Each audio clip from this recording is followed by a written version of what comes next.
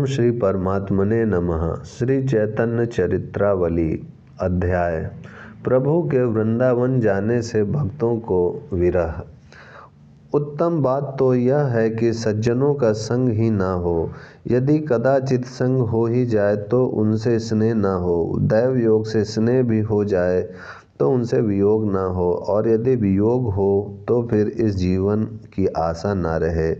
अर्थात प्यारे के विरह की अपेक्षा मर जाना अच्छा है। दक्षिण की यात्रा समाप्त करने के अनंतर महाप्रभु को नीलाचल में रहते हुए 4 वर्ष हो गए। वृंदावन जाने के लिए प्रभु प्रति वर्ष सोचते थे, किंतु रथ यात्रा के पश्चात भक्त कहते चतुर्मास में यात्रा निषेध है। वे कार्तिक आने पर दिवाली करके जाने को कहते। फिर जाड़ा आ जाता। जाड़ा समाप्त होने पर कहते बड़ी गर्मी है, पश्चिम में तो और भी अधिक है, और अब कहाँ जाइएगा। इस प्रकार आजकल करते करते ही 4 वर्ष व्यतीत हो गए।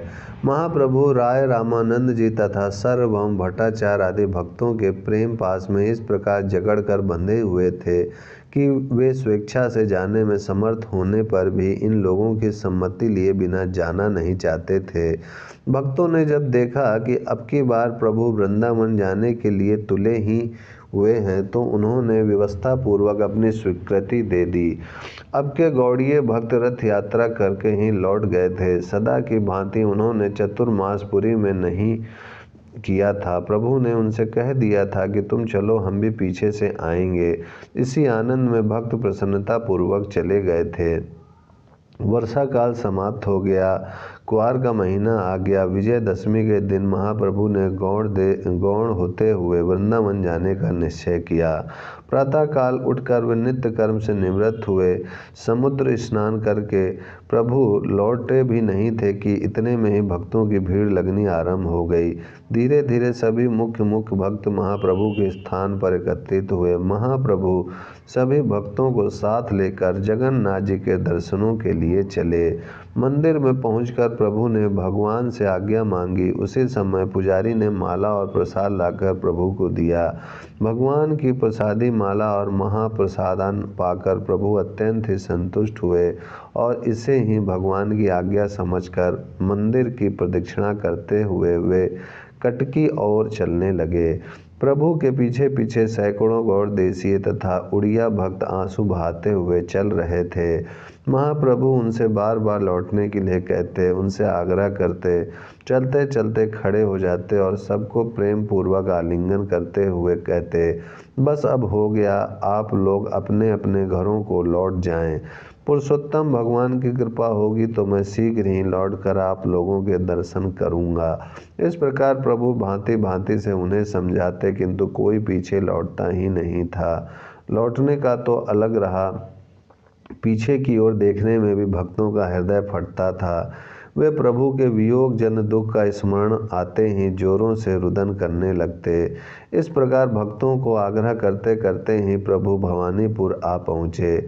महाप्रभु ने अब आगे और चलना उचित नहीं समझा, अतः यहीं रात्रि निवास करने का निश्चय किया। इतने में ही पालकी पर चढ़कर राय रामानंद जी भी प्रभु की सेवा में आ पहुँचे। उनके छोटे भाई वाणीनाथ जी भी भगवान का बहुत सा प्रसाद कई आदमियों से साथ लिवाकर भवानीपुर आ उपस्थित हुए।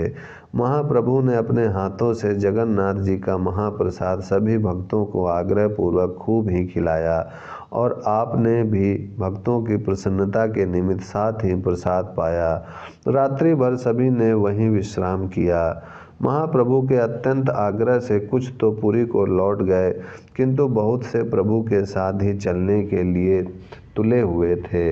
उनमें मुकुंद, गोविंद दत्त, गदाधर, दामोदर पंडित, वक्रेश्वर, स्वरूप गोस्वामी, गोविंद चंदनेश्वर, सार्वभौम भट्टाचार्य तथा रामानंद राय आदि मुख्य थे। महाप्रभु इन सब के साथ भुवनेश्वर आए और वहाँ से दर्शन करके कटक पहुँचे। वहाँ पर सभी ने गोपाल भगवान के दर्शन किए और सभी मिलकर संकीर्तन करने लगे। इसी समय स्वप्नेश्वर नामक एक ब्राह्मण ने प्रभु का निमंत्रण किया। महाप्रभु उसका निमंत्रण स्वीकार करके उसके यहाँ भिक्षा करने लगे। शेष सभी भक्तों को राय रामानंद जी ने भोजन कराया। महाप्रभु ने एक सुंदर से वकुल वृक्ष के नीचे अपना आसन लगाया।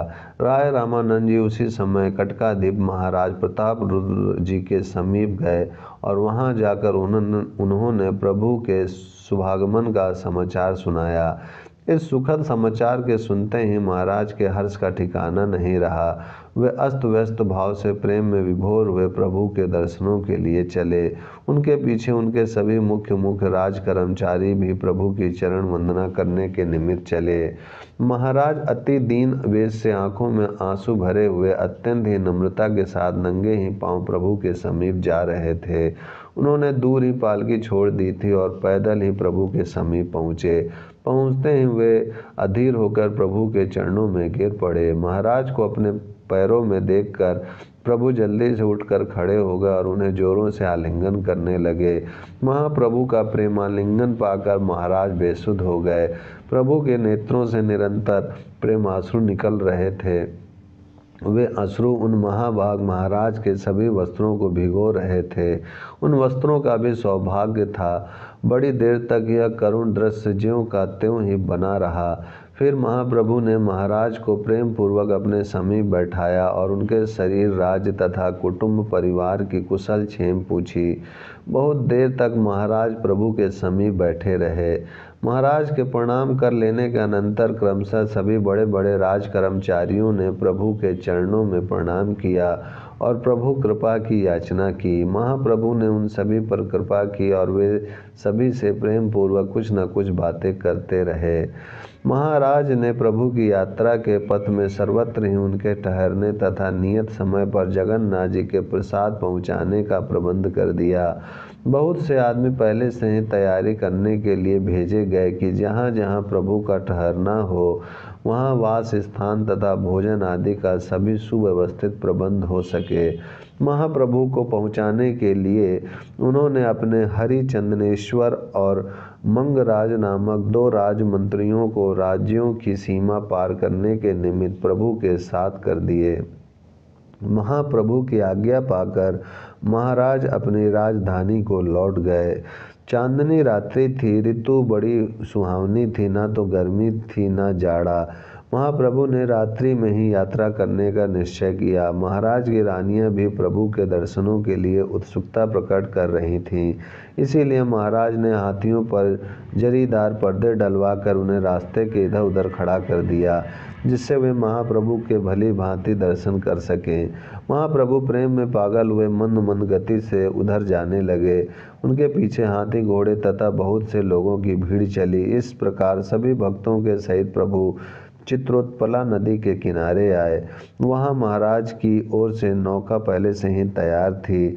महाप्रभु ने भक्तों के सहित चित्रोत्पला नदी को पार किया और चतुर्द्वार में आकर सभी ने रात्रि व्यतीत की।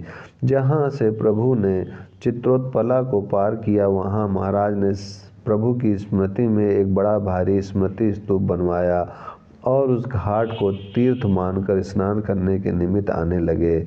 गदाधर पंडित का नाम तो पाठक जानते ही होंगे। ये महाप्रभु की आज्ञा से क्षेत्र संन्यास लेकर पुरी के निकट गोपीनाथ जी के मंदिर में उनकी सेवा करते हुए निवास करते थे।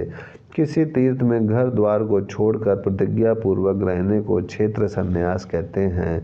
वहाँ रहकर भगवत प्रीति अर्थ ही सब कार्य किए जाएं, इसी संकल्प से पुरुषोत्तम क्षेत्र में गदाधर जी निवास करते थे।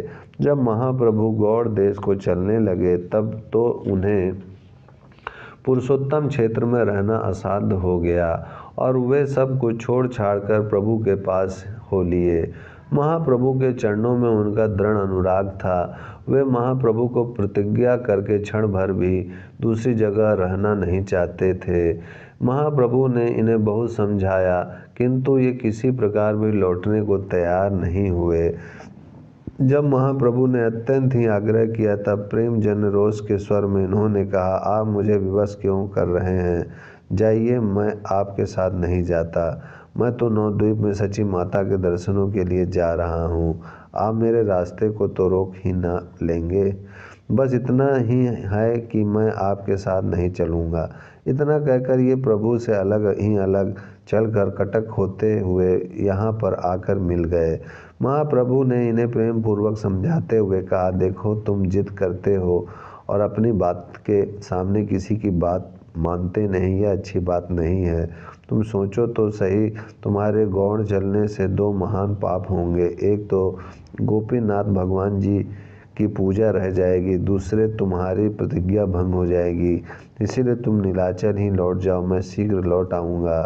प्रेम के अश्रु बहाते हुए गदाधर पंडित ने कहा, प्रभु आपके लिए मैं सर्वस्व का त्याग कर सकता हूँ। आपके सामने प्रतिज्ञा कैसी? प्रतिज्ञा आपके ही लिए ही तो की है। जहाँ आप हैं वहीं नीलाचल हैं, इसीलिए मैं नीलाचल से पृथक कभी हो नहीं सकता। महाप्रभु ने कहा, बाबा तुम्हारा तो कुछ बिगड़ेगा नहीं, पाप सब मेरे ही सिर चढ़ेगा। यदि तुम मुझे पापी बनाना चाहते हो तो भले ही मेरे साथ चलो, नहीं तो पूरी लौट जाओ। अधीरता के साथ गदाधर स्वामी ने कहा, प्रभु सभी पाप मेरे सिर हैं, मैं सभी पाप को सह लूँगा, किंतु आपका वियोग नहीं सह सकता। तब महाप्रभु ने कठोरता के साथ कहा, गदाधर तुम मुझे प्रसन्न करना चाहते हो तो अभी पुरी को लौट जाओ। तुम्हारे साथ चलने से मुझे महान कष्ट होगा। यदि तुम मेरा कुछ भी सम्मान करते हो तो तुम्हें मैं अपनी शपथ दिलाकर कहता हूँ कि तुम पूरी लौट जाओ। यह कहकर प्रभु ने उनका गाढ़ आलिंगन किया। प्रभु का आलिंगन पाते ही गदाधर पंडित मूर्छित होकर पृथ्वी पर गिर पड़े। अब आगे के कहने को कोई बात ही नहीं रही। उसी समय सुयोग देखकर प्रभु ने पास खड़े हुए सार्वभौम भट्टाचार्य को देखकर उनसे कहा, भट्टाचार्य महोदय, इन्हें अपने साथ ही पुरी ले जाइए। भट्टाचार्य अवाक रह गए, उन्हें कुछ कहने को ही अवसर नहीं मिला। उन्होंने दुखित चित्त से प्रभु के चरणों में प्रणाम किया। प्रभु उन्हें प्रेम पूर्वक गले से लगाकर आगे के लिए चल दिए और ये खड़े खड़े प्रभु की ओर देखते हुए रोते ही रहे। अब महाप्रभु के साथ परमानंदपुरी, स्वरूप गोस्वामी, जगदानंद, मुकुंद, गोविंद, काशीश्वर, हरिदास आदि सभी भक्त गौड़ जाने की इच्छा से चले। याजपुर में पहुंचकर प्रभु ने उन दोनों राजमंत्रियों को भी कह सुनाकर लौटा दिया। उस दिन महाप्रभु रात्रि भर रामानंद जी से कृष्ण कथा कीर्तन करते रहे। रेमुना पहुंचकर राय रामानंद जी को भी प्रभु ने लौट जाने की आज्ञा दी। वे दुखित मन से रोते रोते प्रभु की पद धूलि को मस्तक पर चढ़ाकर पीछे को लौटे और महाप्रभु रेमुना को पार करके आगे के लिए चले दिए। महाप्रभु जिस ग्राम में भी पहुँचते वहीं महाराज प्रताप रुद्र जी की ओर से प्रभु के स्वागत के निमित्त बहुत से आदमी मिलते। वे महाप्रभु का खूब सत्कार करते। स्थान स्थान पर जगन्नाथ जी के प्रसाद का पहले से ही प्रबंध था। इस प्रकार रास्ते में कृष्ण कीर्तन करते हुए और अपने शुभ दर्शनों से ग्रामवासी तथा राज कर्मचारियों को कृतार्थ करते हुए प्रभु उड़ीसा राज्य की सीमा पर पहुँच गए। ओम शांति शांति शांति।